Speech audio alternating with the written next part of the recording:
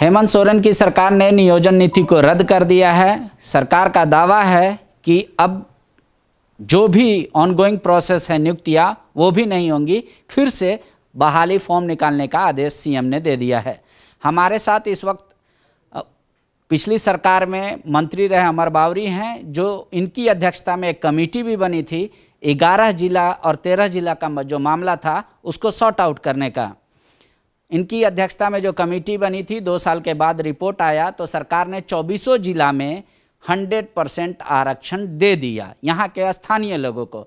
स्थानीय की परिभाषा पिछली सरकार ने दिया था, जो झारखंड गठन के 15 साल पहले से रह रहे हैं उनको हम स्थानीय मानेंगे। उसके बाद न्यायिक सेवा के अधिकारी जो रिटायर कर गए, इनकी अचल संपत्ति है उनको मानेंगे। इस तरीके से कई क्लाउज थे। आप मान लीजिए कि 1985 एक डेडलाइन अगर आप समझ में आता है तो उसको मानेंगे, लेकिन वर्तमान सरकार इसको खारिज कर दी है। अब हमारे साथ हैं अमर बावरी जी।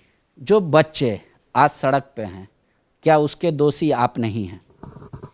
देखिए, आज जब हम लोग इस नियोजन नीति को रद्द करने के सुबह यहाँ बात कर रहे हैं, मैं कह सकता हूँ कि 2000 जब झारखंड अलग बना 2000 में 15 नवंबर, लोगों में बहुत भरोसा और उम्मीद था कि भी नई वैकेंसियाँ आएंगी, नई नियुक्तियाँ आएंगी और हम दरोगा बनेंगे, हम इंस्पेक्टर बनेंगे, हम टीचर बनेंगे।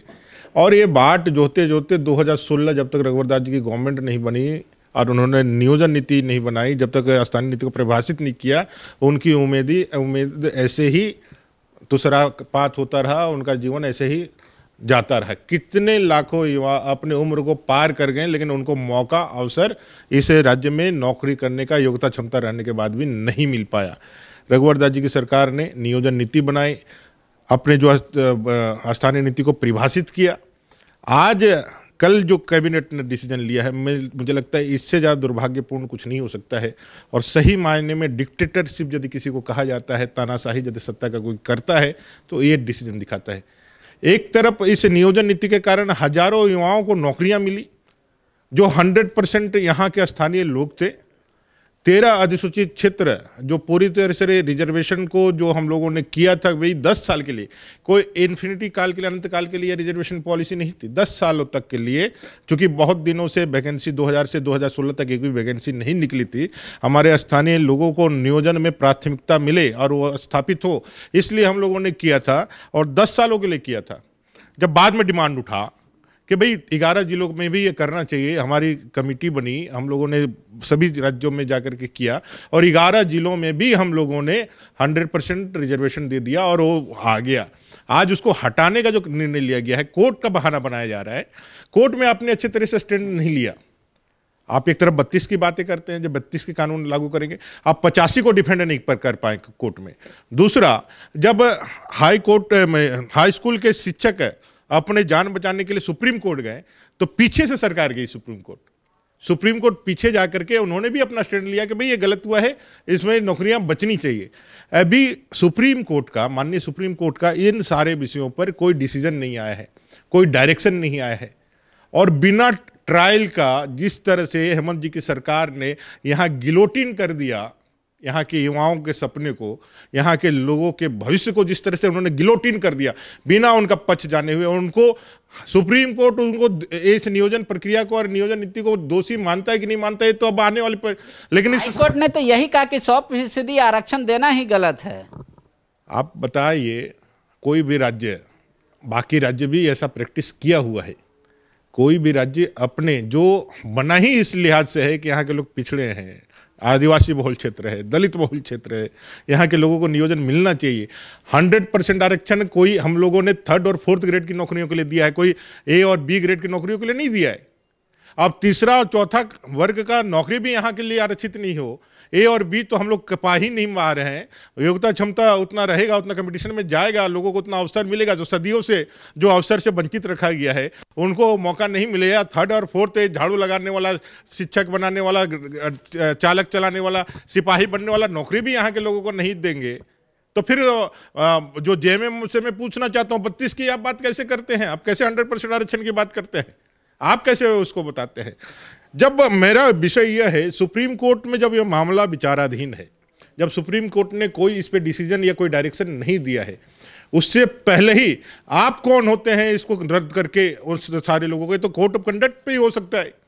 जब मामला विचाराधीन है तो आपने रद्द करके, या तो फिर आपने सीधे तौर पे उन बच्चों के भविष्य के साथ खिलवाड़ कर दिया, उनका जीवन अंधकारमय बना दिया, और साथ साथ आपकी मनसा भी यहाँ साफ हो गई कि आपको किसी से, झारखंड के दलित आदिवासियों से या यहाँ के मूलवासियों से कोई आपका वास्ता नहीं है, आपको सिर्फ अपने और अपने लोगों से ही वास्ता है। आप कह रहे हैं कि जब सरकार 85 डिफेंड नहीं कर पाई तो 1932 कैसे डिफेंड कर पाएगी? सरकार का दावा है कि डोमिसाइल 2 तरीके का होता है, डोमिसाइल बाय चॉइस और डोमिसाइल बाय ओरिजिन। आप लोगों ने डोमिसाइल बाय चॉइस वाले को प्राथमिकता दे दिया, इसलिए वो कह रही है कि नहीं होना चाहिए। जो डोमिसाइल बाय ओरिजिन है उसको में देगी सरकार प्राथमिकता।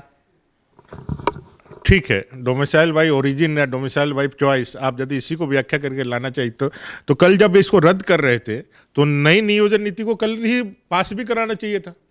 रिप्लेसमेंट तो ऐसे होना चाहिए था ना। आप यदि किसी से कोई ऑप्शन छीन रहे हैं, कोई अवसर छीन रहे हैं, तो नए अवसरों के लिए द्वार भी आपको खोलना चाहिए था। आपने अनंत काल के लिए सारी चीजें रख दी। अनंत काल नहीं, आगे सरकार हो सकता है करेगी। आप ऐसा कि आरोप है ये, तो आपका सरकार हो सकता है आगे लाएगी कोई फैसला। जो काम उन्होंने 2014 में, पहले जब सरकार थी, 13 महीने की सरकार थी, 14 महीने की सरकार थी, जिस बात को लेकर के वो अर्जुन मुंडा जी की सरकार से अपना समर्थन वापस लिए, जाकर के निकाल के दिख लिए, जब भी स्थानीय नीति पे अर्जुन मुंडा जी की सरकार गंभीर नहीं है, इसलिए हेमंत जी ने जेएमएम की सरकार से उसका समर्थन वापस लिया और अपनी सरकार बनाई। 14 महीने में, 13 महीने की सरकार में ये नियम उन्होंने नहीं बनाया। आज रघुवर दास जी की सरकार आई तब बना है, और आज अगर उन्होंने इसको खत्म किया है तो मैं तो चाहूंगा कि आ जाए, लेकिन मेरा एक कहना है आप बनाइए, बनाने का क्या है वो तो कीजिए, लेकिन एक पूरी तरह से जो बाकायदा संवैधानिक तरीके से, लोकतांत्रिक प्रोसेस से एक चीज जो किया हुआ है उसको आपको डिफेंड करना चाहिए। इसी पे जेएमएम गुस्सा आता है जेएमएम को। जेएमएम कहती है आप लोग जानबूझ के हौच पौच कर दिया। अगर ये संवैधानिक था, मूल तरह से फुल प्रूफ था, तो हाईकोर्ट कैसे खारिज करती? आप लोगों ने जानबूझ के ये षड्यंत्र रचा था, ऐसा जेएमएम का आरोप है। सरकार का ही अटॉर्नी जनरल होता है, सरकार ही पक्ष रखती है। कोई रघुवर जी की सरकार उस समय करके गई है तो अभी जेएमएम की सरकार है, तो जेएमएम सरकार में थोड़ी है, सरकार है, झारखंड की सरकार है। वो पोस्ट मुख्यमंत्री का है, वो पोस्ट पहले भी रघुवर जी का नहीं था, वो पोस्ट झारखंड की सरकार का था, ये भी पोस्ट झारखंड की सरकार का। कोर्ट के अंदर जो डिफेंड करना चाहिए था, जो स्टैंड लेना चाहिए था, जो मजबूती दिखाना चाहिए था, जो तर्कपूर्ण, तथ्यपूर्ण वहाँ अपने आप को रखना चाहिए था, वो यहाँ के जो सरकार के जो वकील है या सरकार का जो पक्ष है उन्होंने नहीं रखा। उन्हें आधे मन से, अधूरे मन से, उनके मन में ये था कि बीजेपी रघुवर दास जी की सरकार ने इसको किया है, इसको किसी तरह से इसको हटाया जाए। ऐसा राजनीतिक द्वेष के कारण, ऐसे राजनीतिक मनसा के कारण वो सारी चीज़ों पर, राजनीतिक द्वेष के कारण लोगों पर तो कर ही रहे हैं। अब इतने छात्र जो झारखंडी हैं उनके जीवन के साथ भी खिलवाड़ करने का काम हेमंत की सरकार कर रही है। पहला सरकार का जो ये फैसला आया था कैबिनेट में, उन लोगों ने जिस पे आप लोग देशद्रोही बताए थे, झारखंड के ही लोगों को आप लोगों ने देशद्रोही बताया था, वो केस वापस ली। तो द्वेष उनका है कि द्वेष आपका था? अच्छा, एक अच्छा विषय आपने उठाया, पत्थलगड़ी का मामला है। पत्थलगड़ी के मामले में जो आप बता रहे हैं, पत्थलगड़ी का आंदोलन जो चल रहा है वो 5th शेड्यूल के आड़ पे चल रहा है, संविधान के, कॉन्स्टिट्यूशन के 5th शेड्यूल के आर्ट पे चल रहा है, जिसमें वो व्याख्या करते हैं जो ग्राम का जो प्रधान है वो equivalent to republic of India का जो प्रेसिडेंट है उनके समकक्ष है। माने ये भी इनका जो प्रधान है, ग्राम का जो प्रधान है पत्थलगड़ी के अंतर्गत जो आने वाले हैं, उसकी जो सोपान है वो भारत के गणराज्य के राष्ट्रपति के सोपान में है। इसलिए वो कोई व्यवस्था नहीं मानते हैं, ना मुख्यमंत्री मानते हैं, ना पुलिस को मानते हैं, उनकी अपनी व्यवस्था मानते हैं। और वो लेकर के जो संविधान का सबसे विद्रूप और कह सकते हैं जो भारत के कॉन्स्टिट्यूशन को वो गलत व्याख्या करके भारत के व्यवस्था चुनी हुई सरकार को, मुख्यमंत्री को और उसकी सरकार को नहीं मानता है, उसके आंदोलन को सपोर्ट करने के लिए, उसको सही ठहराने के लिए जो राजद्रोह का केस किया गया था, आज उसको उठा करके आपने उसका पीठ थपथपाया। और उसी ताकत का, 5th शेड्यूल के ताकत का उपयोग करते हुए महामहिम राज्यपाल 13 जिलों में अपने अधिसूचित क्षेत्र में 100% आरक्षण 3rd और 4th ग्रेड की नौकरियों को करते हैं। आप उसको सपोर्ट नहीं करते, तब आपको लगता है ये गलत क्यों? क्योंकि झारखंड के झारखंडी आदिवासी मूलवासी दलित भाइयों को नौकरी मिल जाएगी, वो समझदार हो जाएंगे, उनके जीवन का उत्थान हो जाएगा, तो आपको परहेज है। आप कैसे उलझाए रखे, कानून में कैसे फंसाए रखे, कैसे वो जंगल का रुख अपनाएं, कैसे बंदूक उठाएं और अपने हक अधिकार, जो कॉन्स्टिट्यूशनल राइट आपको मिला हुआ है अपने जीवन को आगे बढ़ाने के लिए, उसे आप दूर रखें और अपना राजनीतिक रोटी चलता रहे, ऐसा विभेद पैदा करके, ऐसे उनके जीवन में यह गलत फहमी पैदा करके आप शासन चलाना चाहते हैं। लेकिन अब जनता जागरूक हो रही है और हम लोग भी जागरूक करेंगे। और मैं अपने युवा साथियों से कहना चाहता हूँ, ये आपके जीवन और मरण का प्रश्न है। ये सरकार आई थी कि भाई हम यहाँ के सारे लोगों को नौकरियाँ देंगे, वो नहीं दिया, भत्ता देंगे, नहीं दिया। अब जो अवसर जो उनको मिला था उस अवसर से भी वंचित कर दिया गया। अगर आपके पास इससे अच्छा यदि कोई आपके पास जैसे कोई ऐसा मौका था तो उसको लेकर के आना चाहिए था और कल ही उससे इसको रिप्लेस करना चाहिए था। आज जो ये छोड़ करके इतने लोगों के भविष्य के साथ अपने खिलवाड़ जो किया है झारखंड की जनता और युवा साथी कभी माफ नहीं करेंगे, मैं आपको बताना चाहता हूं।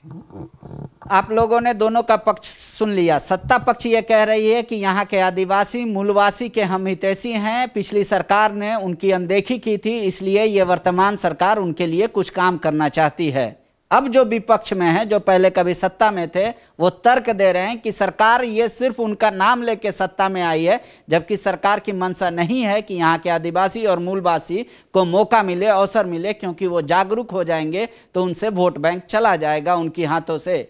अब दोनों का तर्क अपनी अपनी जगह पर है। आप दोनों के तर्क को सुनिए, सिर्फ हमारी बहस को नहीं सुनिए, और भी आप इस पर ज्ञान अपना अर्जित कीजिए और फैसला अब आपको करना है कि कौन सी सरकार आपके वाकई में पक्ष में है या थी। फैसला आपके हाथ में है, लेकिन इसको गंभीरता से जरूर लीजिएगा। और तमाम जो युवा साथी हैं जो अभी बेरोजगार हो गए, सरकार की अगले रुख तक का इंतजार करना चाहिए।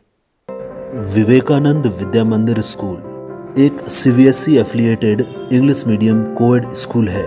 हम शिक्षा के साथ संस्कार देते हैं। thefollowup.in like, share and subscribe. www.thefollowup.in